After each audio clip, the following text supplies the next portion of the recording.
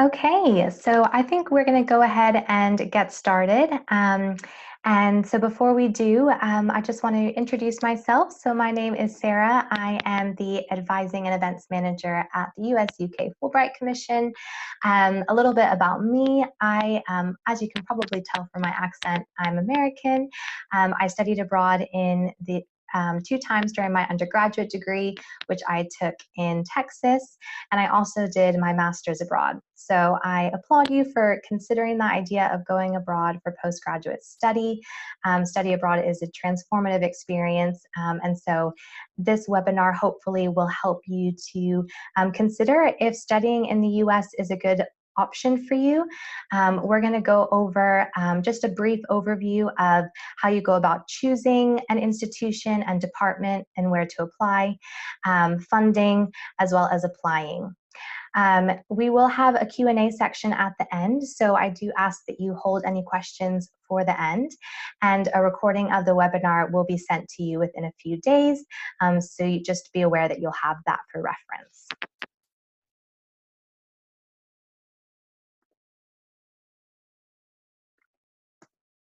Okay, so who are we? So the Fulbright Commission was established by Senator Fulbright over 70 years ago, and it was in the aftermath of the World Wars, and Fulbright thought, well, one of the best ways to prevent another war is to promote educational exchange, and that kind of piece that goes through that educational exchange.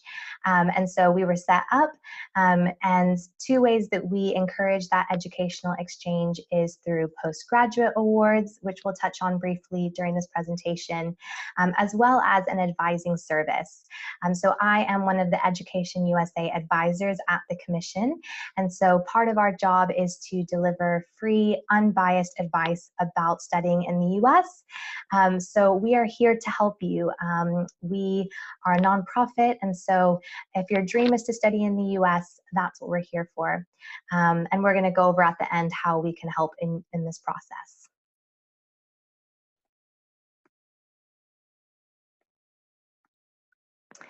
Okay, so why might you study in the US? So some top reasons why UK students cite that they would like to study in the US or have decided to is the wide variety of options in the US. So to put it into context, there's over 1,700 institutions that offer postgraduate degrees in the US. So there's a lot of variety. Every university will differ, as well as departments within universities. So there's a lot of opportunities. And then, of course, it internationalizes your CV. Employers say that cross-cultural experience is, one of the top qualities that they look for in candidates. But not only that, you have opportunities to make networks with people all over the world. And so building those networks not only with international colleagues within your department, but also with Americans, organizations in the US, etc. And then being able just to have that practical experience, studying abroad really does change your worldview. Being able to go abroad and have to demonstrate that independence is all a kind of benefit in considering why you would go abroad or go to the US to do your postgraduate degree as compared to staying in the UK. And then actually, surprisingly, people cite funding opportunities as another big reason why they decide to study in the US. And so we're going to go into what those opportunities look like, but there are a good amount of funding opportunities on postgraduate level in the States. Okay, so what should you be aware of, though, as you start this process, some of the key differences? Well, one is the duration. So in the US, for master's programs, it's typically 2 years long as compared to 1 year in the UK. And for PhD programs, whereas in the UK, you have these kind of pure research degrees that are 3 years long. In the US, PhD programs are going to range anywhere from 4 years, 5 years, 6 years. It completely depends on the department and the program. So that's just something to be aware of. A lot of PhDs in the US integrate a master's program into it, which means you can start straight from your bachelor's degree into a PhD program. That's not an optional component, but it means that there's coursework involved in those in the first year or two of your PhD. And so we always say if you already have a master's, you just use that time to build your skills, build your teaching experience if you have a position helping teaching. But that's something to be aware of, that the duration is longer. And another thing is there is no pure research degrees. You will often have coursework that's seen as a component that enriches your program, that helps you to understand better what you're going to be researching, to determine who your supervisors would be, and so on. There's also no set fees or standard application deadlines. So land of the free in the US, every institution, every department has the freedom to determine how they want to go about their application process and when that final deadline is. So that's why it's really important to check each individual program and university, because there is no kind of standardized process. Another thing to be aware of is that, unlike in the UK, you do not need to find a supervisor before you start a program. So I know it's common in the UK, you have to have a research proposal, you have to contact your supervisor, but in the US, you actually have admissions handled through the department, and so you don't necessarily have to find a specific individual supervisor. And then final thing to be aware of is that law and medicine is only studied at the postgraduate level in the US. So slightly different structure in that for anyone who's interested in those fields. Okay, so what does the timeline look like? So these are recommendations that we have as when you should be doing what. So the first step is researching universities. We typically advise you begin that process a year to a year and a half in advance. The process of applying to postgraduate study is a bit more in-depth in the US, and because there's so many options, it does just take a bit more time to kind of confirm where you want to apply, to discover what opportunities are available, to secure funding. So we always kind of say the earlier the better. Then you want to finalize your selection of where you want to apply about 10 to 12 months before you actually want to enroll. If there are any required exams, which we're going to go over, admissions exams and what that means, you want to be registering for those and taking those within 8 to 10 months beforehand, and around 4 to 7 months before you're going to be putting together your application, and you'll receive your 8 to 10 months before you'll be putting together your application, and around 4 to 7 months before you'll be hearing your decisions back. And then eventually about 3 months before, anywhere from 1 to 3 months, you'll be applying for your visa. We also have pre-departure information on our website that can help you once you're accepted and have decided to go abroad and study in the US. We have some resources to help you prepare. And then you'll begin your studies. Most programs and school years begin around August, like late August, early September time, so it's slightly earlier than in the UK as well. Okay, so that was kind of a brief introduction, and now we're going to go into what it looks like to kind of choose a program to narrow down your options of where you actually want to apply. So like I said, there's 1,700 institutions, so not only universities that offer postgraduate degrees, but even more so the fact that within those institutions, you have departments that vary drastically from one another.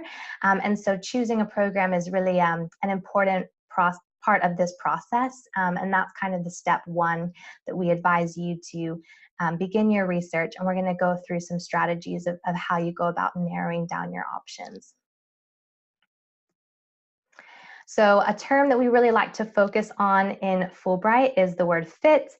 And that's because we want you to focus as you're researching on finding an institution and a program that is going to be a good fit for you, and not just applying to those universities that everyone's heard of, that you watched on Legally Blonde, that's the highest ranking.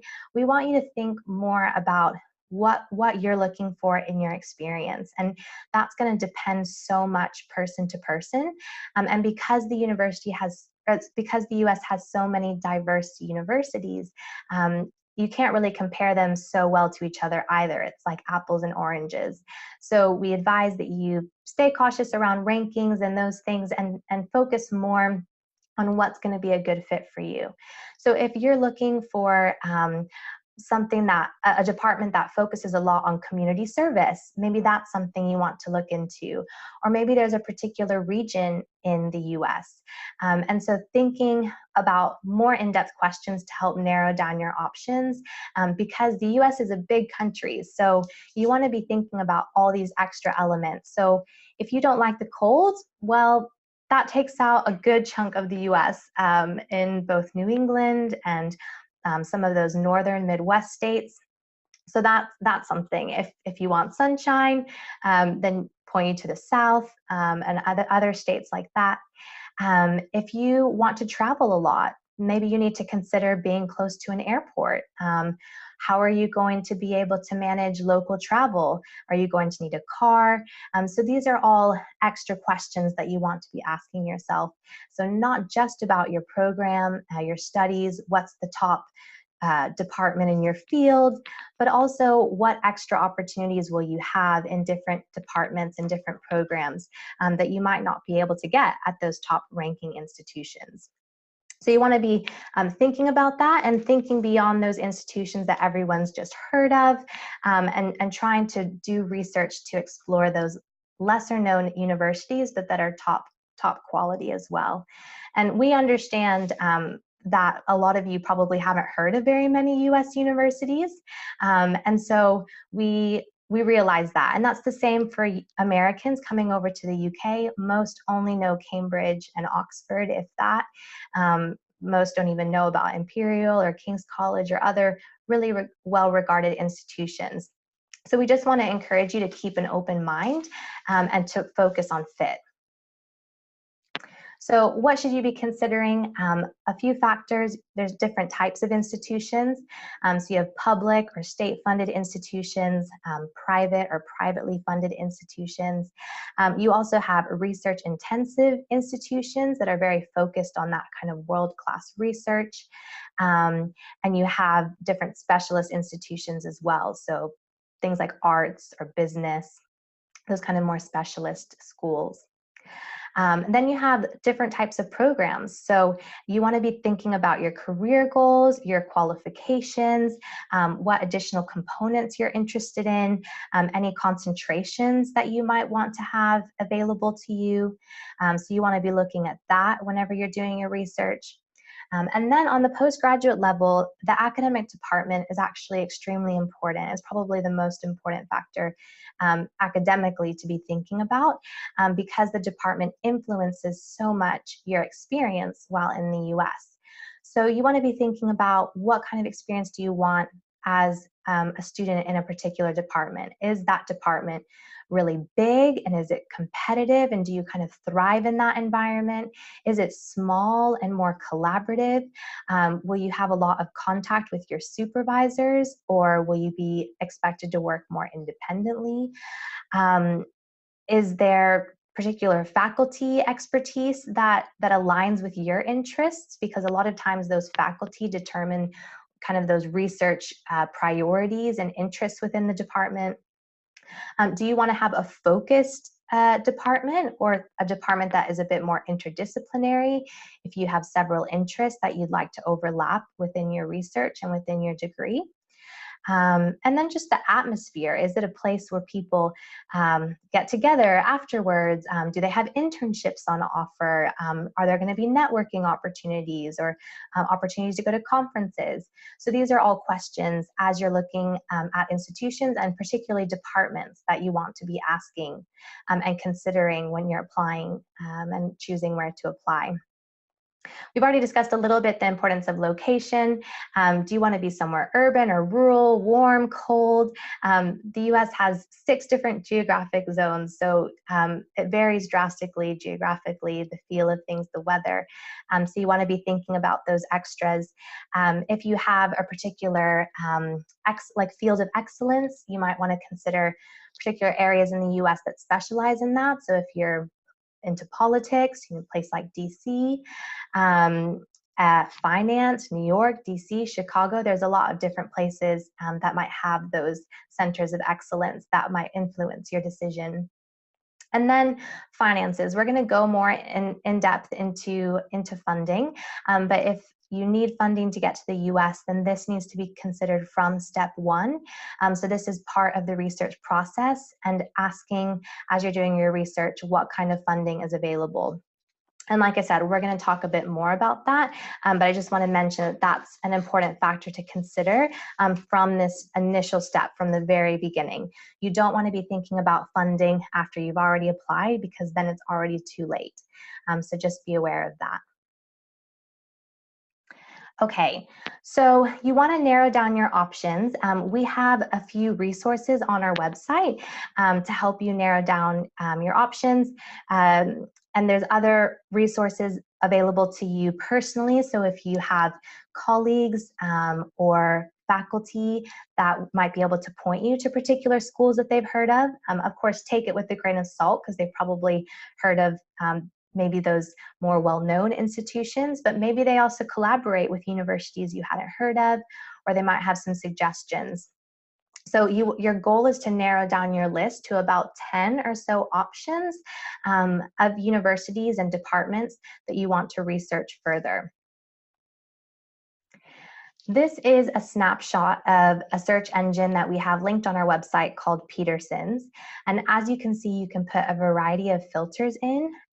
So some of those factors that you thought about in thinking about fit, you can put to the left-hand side, so you can look for what particular type of degree you're interested in, what state or region, your area of study, the cost of tuition, and it will give you a lot of information about how many students attend that institution, how difficult admission is.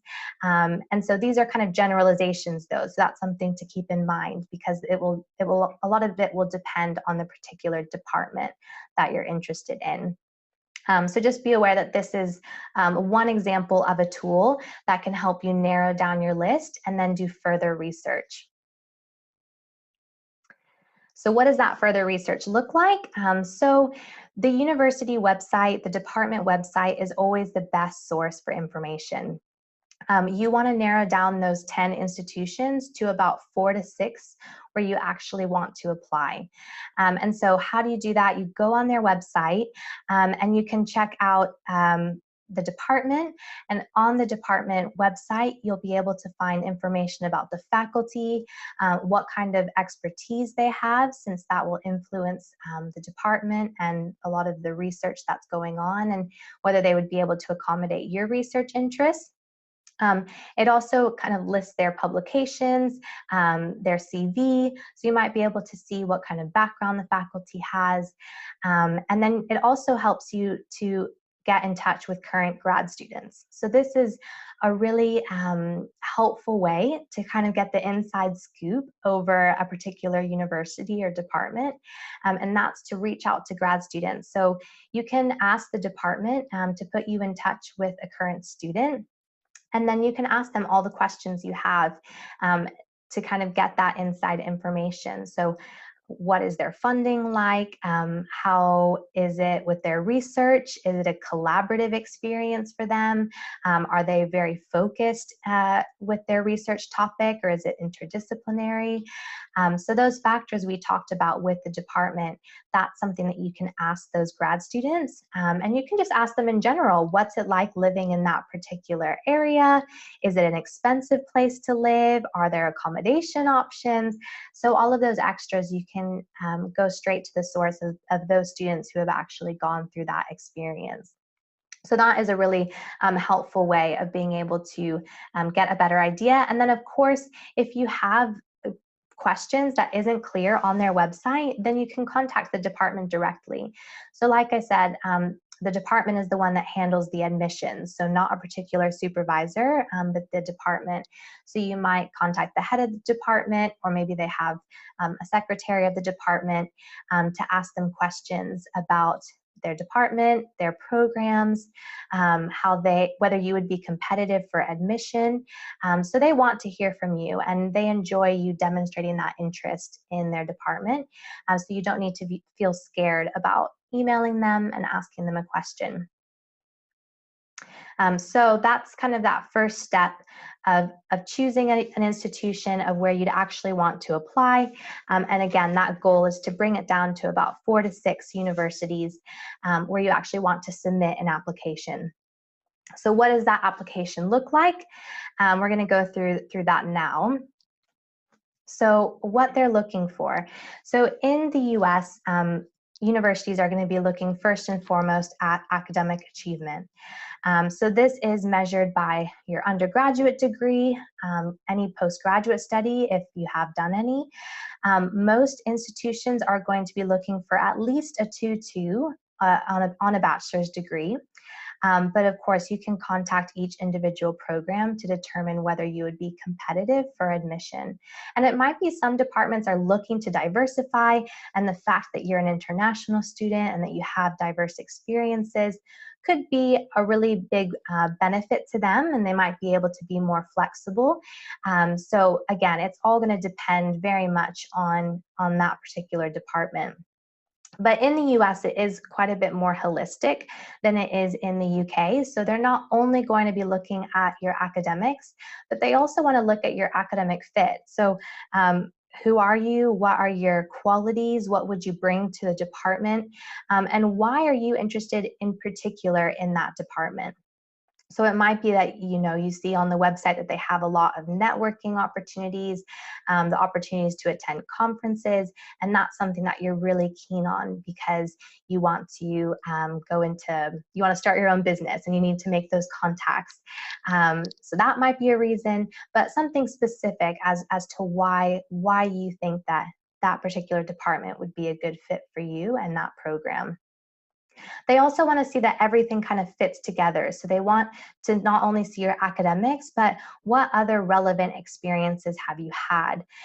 They want to see any kind of relevant work experience or coursework that is geared towards that, your career goals or your research interests or your interests in general. And then they also want to see that those kind of extracurriculars, what you're doing in your free time, also aligns with your interests.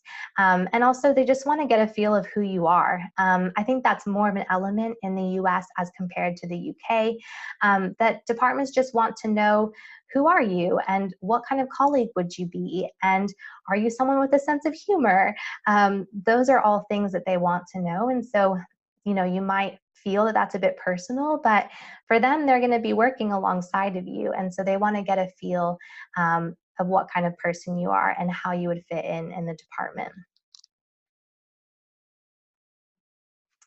Okay, so every application, like I mentioned, is going to vary. That's with application deadlines and components. However, you can expect to see some common elements within the application.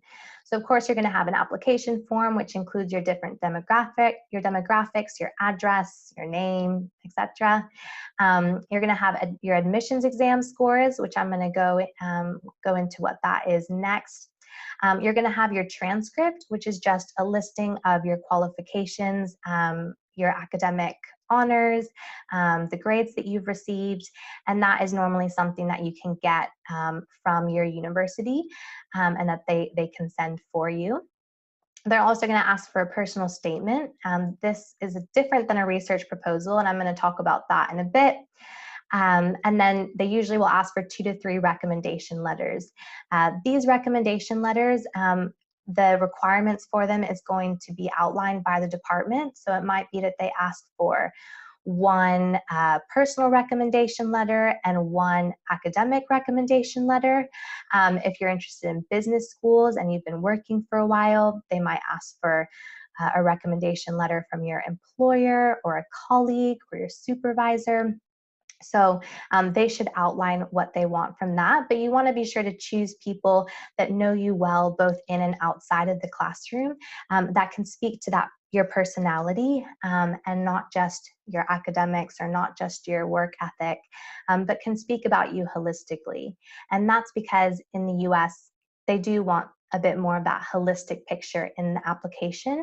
So you want to be sure that your recommenders are on the same page to kind of use affirmative language and enthusiastic language because you want to think about how your American counterparts are going to have recommenders that are a bit more like that. So you just want to be wise in who you choose to provide a recommendation letter for you. Sometimes they'll ask for a CV just to have an idea of what kind of experiences you've had and a breakdown of the time frame of what you've been doing and when. For some programs, you might have an interview, so that might be for like an MBA program. This interview would be more of a component in the application process. Or if you're looking into any kind of art programs or more technical programs, they might have an audition or a portfolio that they might ask you to submit. They also might ask for some kind of writing sample or submission of work, and a lot of times that can just be taken from any thesis that you've written, so you don't need to worry about any kind of additional work for that component. And then, of course, because it's the US, there is an application fee for every application. So this is going to range anywhere from $50 to $100, which is one reason why we say to try and be strategic in limiting the amount of departments that you want to apply to, just because for both time reasons, but also financial purposes as well. You can ask them for a fee waiver if the fee is a burden for you, but they will probably ask for some kind of evidence as to why you need the fee waiver, just to confirm that first. But should never be that the fee keeps you from applying. So just be aware that you can always ask for that and see how they respond. Okay, so admission tests. So what's this crazy thing about standardized testing? So basically, just to explain where it comes from, in the US, there is no national set curriculum, and that goes for secondary school and for university. And that's why I said that you can't really compare institutions, because everyone has the freedom to go about their academic priorities and how they teach and how they structure their programs completely differently. But because of that, that makes it quite difficult for those who are admitting students to understand those qualifications and be able to compare someone who went to different institutions in different places. So they've created standardized tests just to have an additional factor to evaluate applicants, kind of all on an even playing field. So you have different types of tests for different programs. The most common is the GRE. This is going to be required for most master's programs in the US. Well, not necessarily required by most, but if they do require it, it will be the GRE that they would be asking for. The GMAT would be for any MBA programs. The LSAT is for any JD programs. If you're looking into an LLM, you wouldn't need to take this. This would just be for a JD program. For an LLM program, they just require that you have your first degree in law. So you wouldn't need to worry about an admissions exam. And then you have the MCAT for MD programs or medical programs. So just to make sure that you take the appropriate test, you want to double check on the department website on what they require. And you really do want to double check this, because it's not necessarily a required component, and every department is going to handle it differently. So for some departments, it's going to be a very important component. Maybe the more competitive departments, they need that additional factor to evaluate people. But some institutions are really against the idea of standardized testing and evaluating someone based off of one test, or at least letting that be a tipping point based off of that one day. And so some might not require it at all. Some might say, it needs to be part of the application, but it's really not that important. So that's important to get an idea of how they're thinking about things, because that will influence, of course, how seriously you need to take it. But we do advise that you properly prepare for these. If it is required, if it is important, that you revise. There are tons of test prep resources online. We have some resources on our website that we've linked to. There's tons of practice tests, example questions. It is a reasoning-based test, so this isn't major content. You won't need to be studying in depth about your field beforehand. It's more about logic, putting patterns together, and reading a passage, being able to understand that passage and answer a few questions about it. So it is a bit more about learning how to take the test than it is about the actual content itself. So that's why preparation and revision is so important. So we do advise that you use those resources and that you properly revise.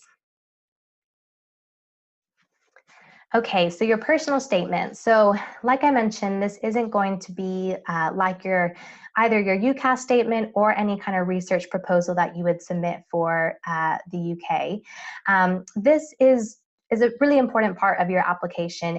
It's an opportunity to set yourself apart, to explain what your career goals are, your interests, how they all fit in with your pursuit of this program in the US, who you are, your qualities. So it is holistic as well, but with an incorporation of your research interests.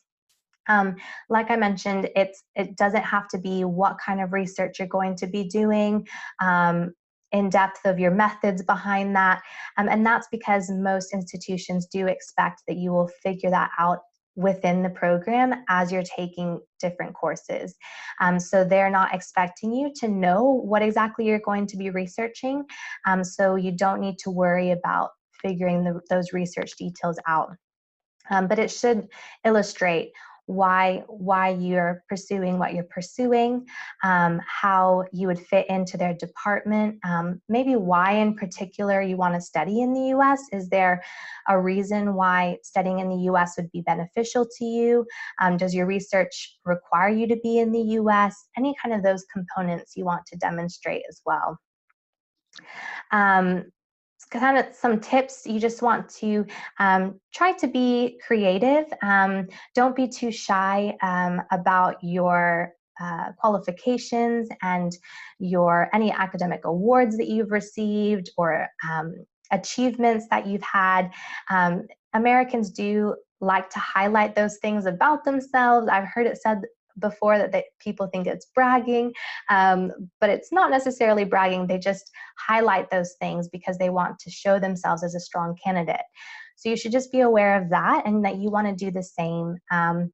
Don't be too modest about your experiences, and you can feel free to be creative. You could start with a quote or a story that launches into your interests and your research kind of hopes and how that fits into everything long term.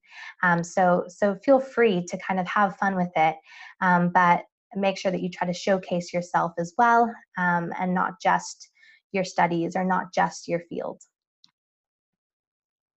Okay, so funding, not surprisingly, is one of the top questions that we get.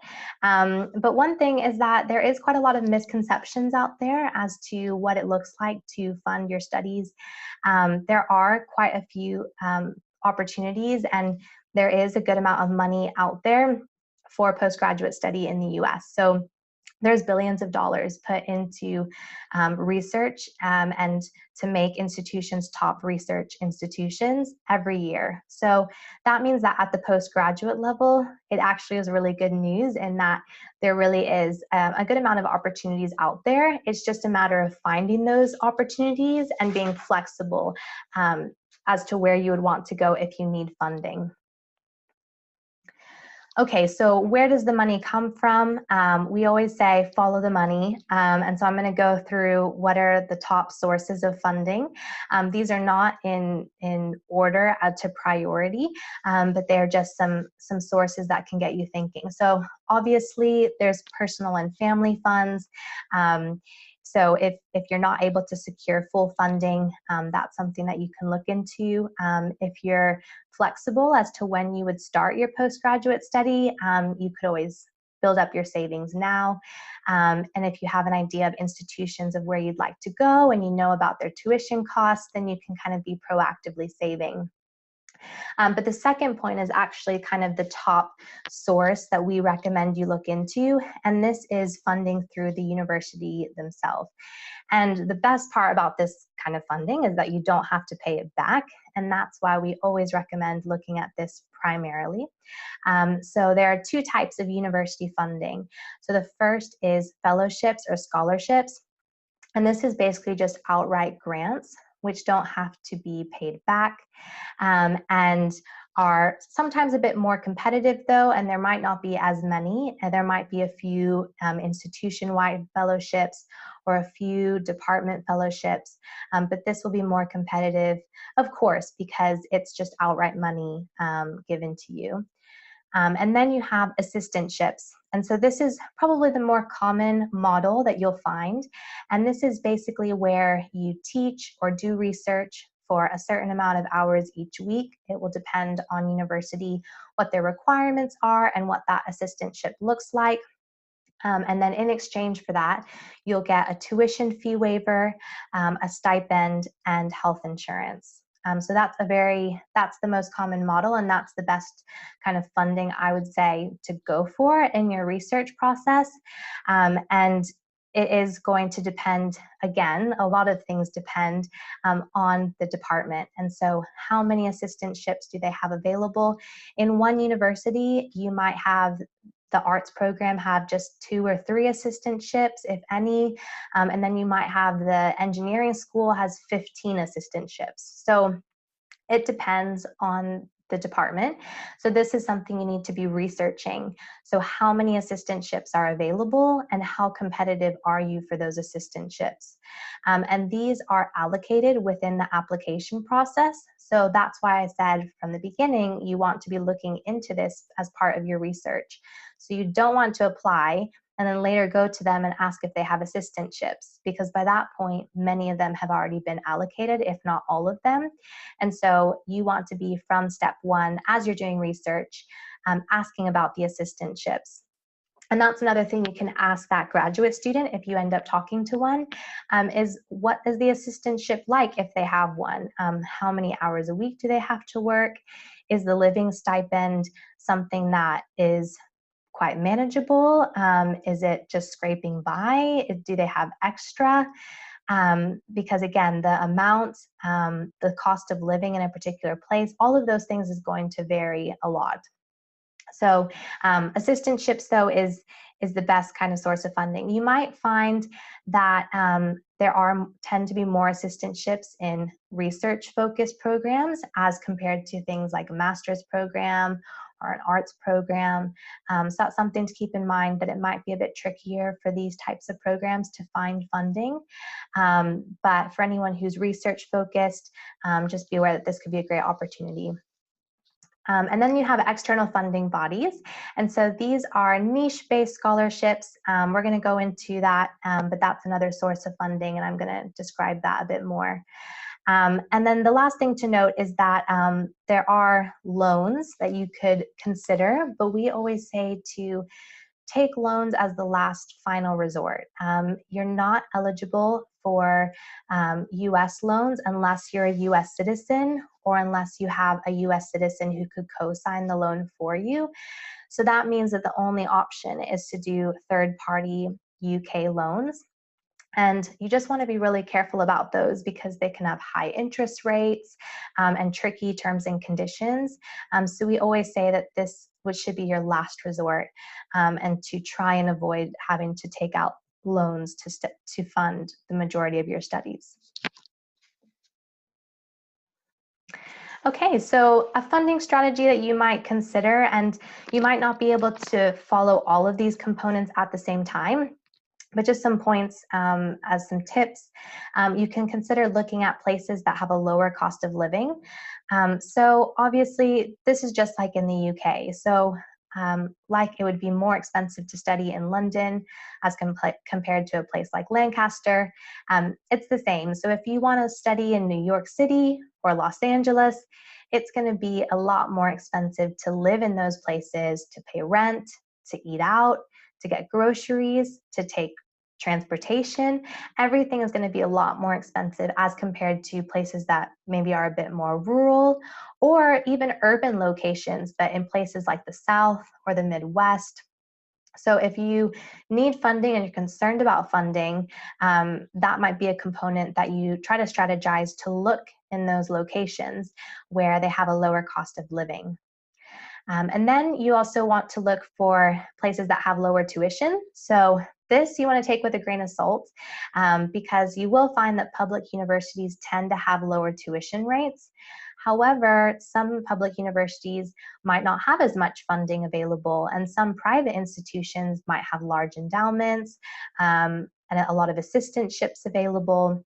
Because again, if you're able to secure an assistantship, there is a tuition fee waiver. So the tuition costs are kind of irrelevant at that point. So if you're looking for assistantships, you can take the second point with a grain of salt, but just be aware that if you're not able to secure an assistantship, you might strategize to try and look for those institutions that have lower tuition. And then, of course, you want to be looking at university funding. The best case scenario would be able to pursue all of these. So to find an assistantship in a place that has a low cost of living, so you maximize your funding opportunities. But again, you might have to negotiate, and with that, obviously, with tuition, it wouldn't be relevant then. So it's kind of mixing and matching these strategies, but those are a few tips of what you could look into. Okay, so external funding bodies. So these are niche-based scholarships. So it might be female engineers from Northern Ireland, for example. But there are resources on our website and search engines that you can go to that list these different niche scholarships. They do tend to be a bit smaller, so it might be, a few $1,000 here, a few thousand there. But if you are able to secure several, it can add up. And this is an opportunity you can look into. If you're not able to secure an assistantship, it could be that your next strategy is to look for these kind of external funding bodies that can help fund part of your studies or all of them for the more competitive scholarships out there. And so the only thing we caution is that it does take quite a lot of time and effort to go through these scholarship engines to determine what you're eligible for, because you might be limited in your eligibility. And it might be that there are some external scholarships available for domestic students, but not international. And so you want to be checking those criteria. So we recommend that you keep a spreadsheet if you decide to take this route. Write down the deadlines, make sure you're on top of it, and see whether this could be something that could help fund part of your studies.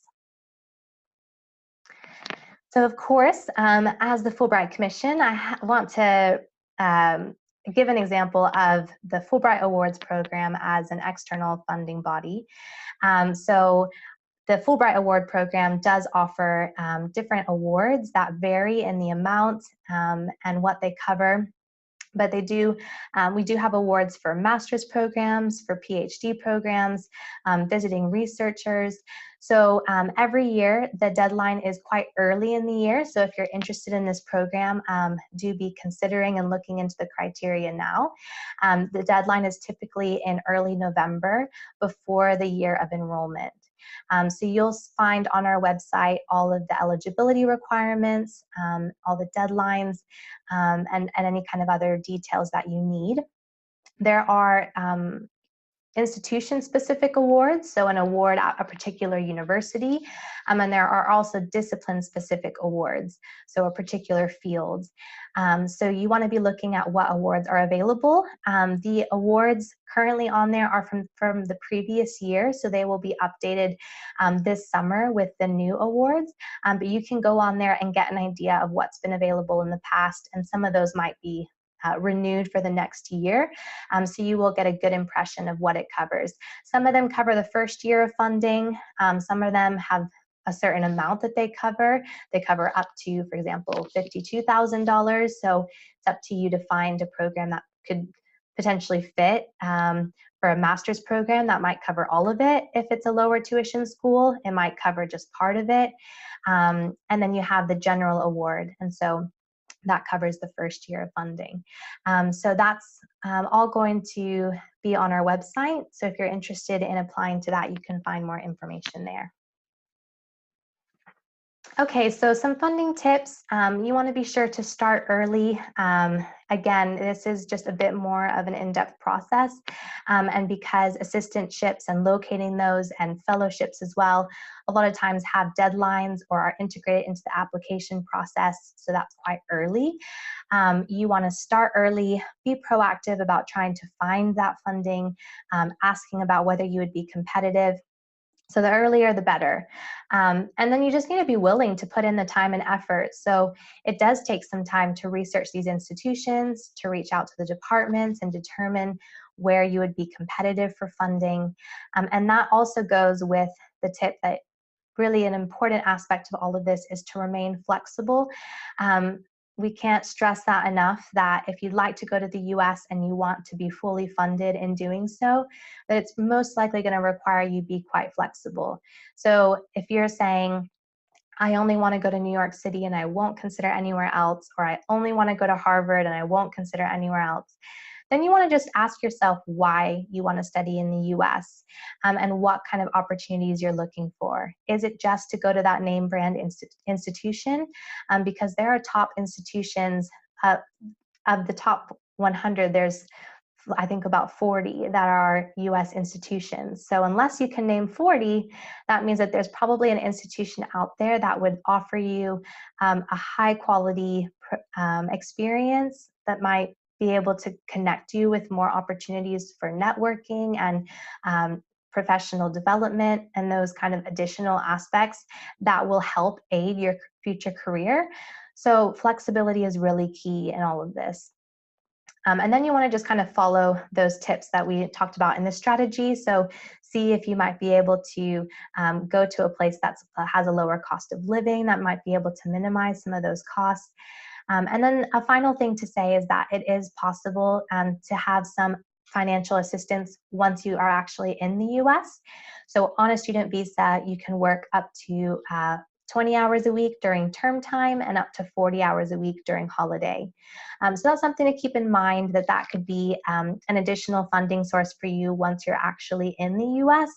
But just keep in mind that when it comes to the student visa, they will be asking you to document a certain amount to be approved for that visa, and that kind of financial assistance in country is not going to be part of their consideration.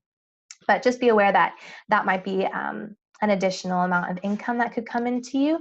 And for you, if you have already an assistantship, you probably want to be careful about any additional work, just because it might already be a good amount of workload with your studies and helping with teaching or research.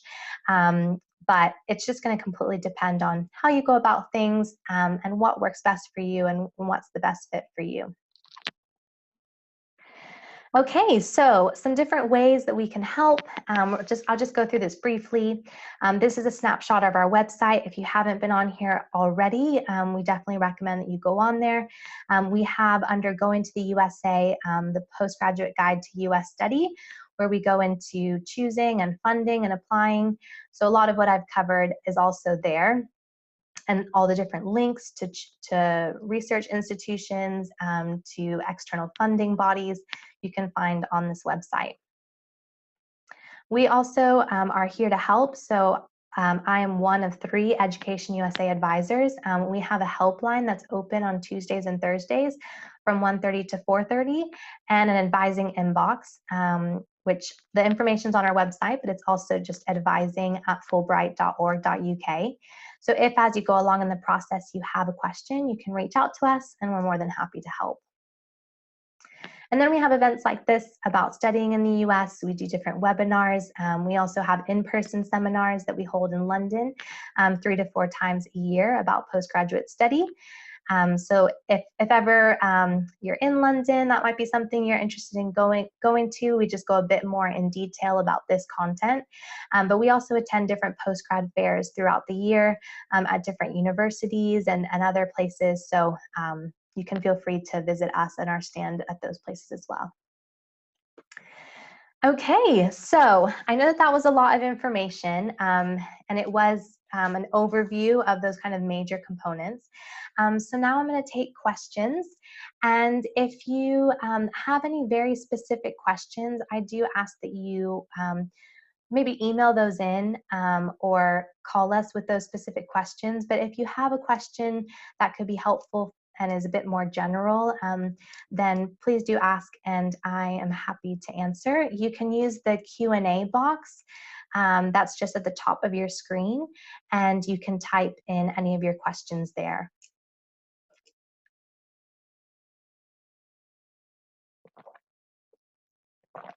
Okay, so we did get a question that's quite specific, and so I don't think I'm going to be answering that, but you can email that in for your eligibility for applying to the US.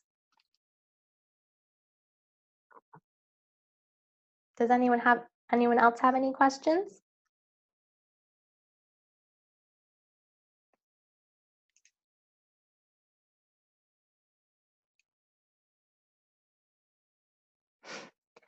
Yeah, so that's a great question. So one question is, did you say you should apply for funding before applying to any departments? So yes, if you're applying to university funding, then you want to, it's not really applying, actually the application process is integrated into the application for the program. So when you're applying to the department, most of the time they'll have some kind of checkbox or you've liaised with them already so they know that you'll be applying for an assistantship as well. So that is all integrated into that process, but you want to be reaching out to them beforehand just to confirm the amount of assistantships they have available, whether you would be eligible, and any kind of other additional components. A lot of times they list on their website. So one example is the University of North Carolina, Chapel Hill.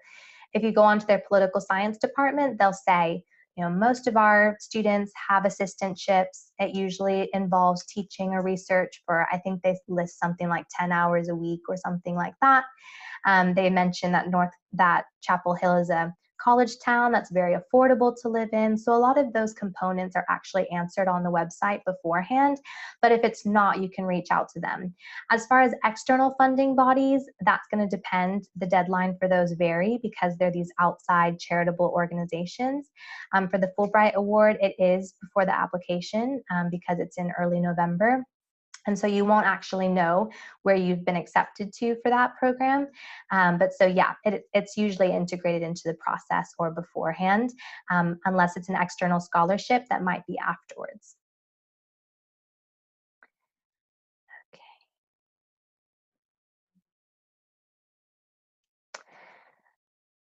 Okay, so one question was about writing samples. So these writing samples that ask for a certain number of pages, whether it includes references, and whether there's any general rules about double spacing, font size, and any of those other details. So like a lot of the presentation, it really depends. It completely depends on the department. If there are any requirements, they will usually list those in the application if they are looking for a particular font size or font or the spacing requirements. They will usually kind of make that clear if it's a requirement. And that's the same thing with references. They might not clarify about the references, but you can always reach out to them. And like I said, they want to hear from you. They want to hear of your interest. They want to hear from students. And so don't feel shy to reach out to them with those kind of questions. And it might actually help to have your name come across their inbox, or if you call them, so that they have that and they know who you are whenever your application comes up. Okay, another question. Does your academic transcript include GCSEs and A-levels, or just the transcript from your university? Usually the academic requirements are going to be based off of your university.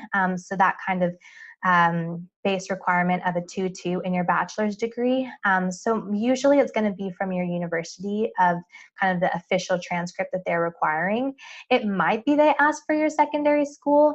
Again, every institution has the freedom to choose what they require in their application. So you might find that, but they should clarify that in their instructions as well. And if you're not sure, you can always ask them. But most of the time, it's going to be just a transcript from your university.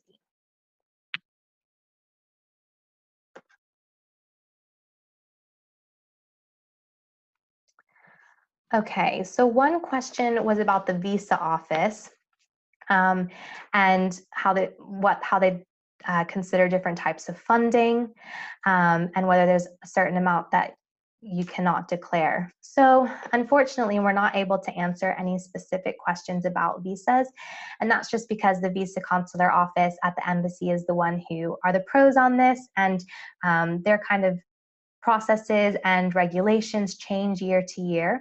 And so any kind of specific questions for visas, you can go on the embassy website, and they do have a contact form, and they're quite good about getting back to you with any questions you have. And so they should be able to help answer. The point I was making at the end was just that any kind of in-country assistance, so if let's say they set a certain amount that you should be able to show that you can fund yourself in the US, and they will set whatever that amount is, and they will be clear about their requirements. If within those requirements, so let's say they say, this is a complete example, but let's say they say, you need to have 10,000, I need to see 10,000 as part of your support, or that you've a letter from the department that you've secured an assistantship that will cover your living requirements, your tuition, those things. So they'll specify that, but let's say they say you need to document 10,000. You can't say, well, part of that, I only have 2,000, but part of that I will work in country, and we'll work to build that 10,000. And unfortunately, that's not something that they will allow you to do. So any kind of in-country work that you are able to secure, that income from that will not be counted as part of those visa requirements. So that was the only kind of clarification I was making. Okay, I think I'll take one more question if anyone has any.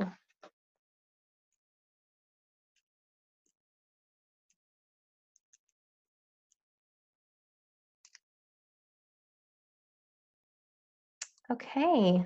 So it doesn't look like there's any more questions coming through, but like I said, if you do decide, or if you realize later that you did have a question, or if it is a specific question, feel free to email us or to call us during our helpline hours, and we're just happy to help. So I hope that you found this helpful.